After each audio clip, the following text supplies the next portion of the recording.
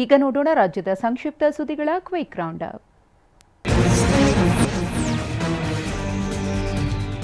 ಬೆಳಗಾವಿಯ ಹಿಂಡಲಗ ಜೈಲಿನ ಮೇಲೆ ನಗರ ಪೊಲೀಸರು ದಿಢೀರ್ ದಾಳಿ ನಡೆಸಿದ್ರು.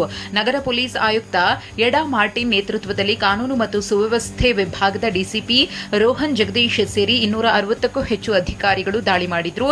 ತಂಬಾಕು ಪ್ಯಾಕೆಟ್, ಸಿಗರೇಟ್, 3 ಚಾಕು, small heater wire bundle, electrical ಒಲೆ ಜಪ್ತಿ ಮಾಡಿದ್ರು.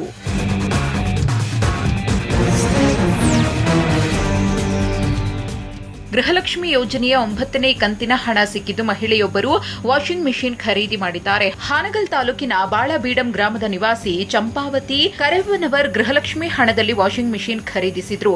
ಶ್ರಾವಣ ಮಾಸದಂದು ವಾಷಿಂಗ್ ಮೆಷಿನ್ಗೆ ಪೂಜೆ ಸಲ್ಲಿಸಿ ರಾಜ್ಯ ಸರ್ಕಾರಕ್ಕೆ ಧನ್ಯವಾದ ತಿಳಿಸಿದ್ರು.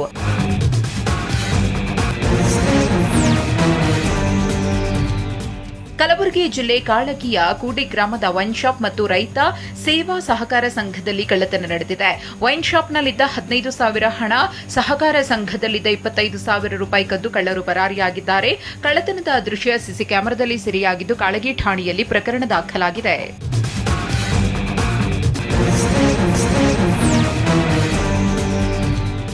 ಭದ್ರಾ ಜಲಾಶಯ ತುಂಬಿ ಕಾಲುವೆಗಳಿಗೆ ನೀರು ಹರಿಬಿಟ್ಟು 10 ದಿನಗಳೇ ಕಳೆದರು.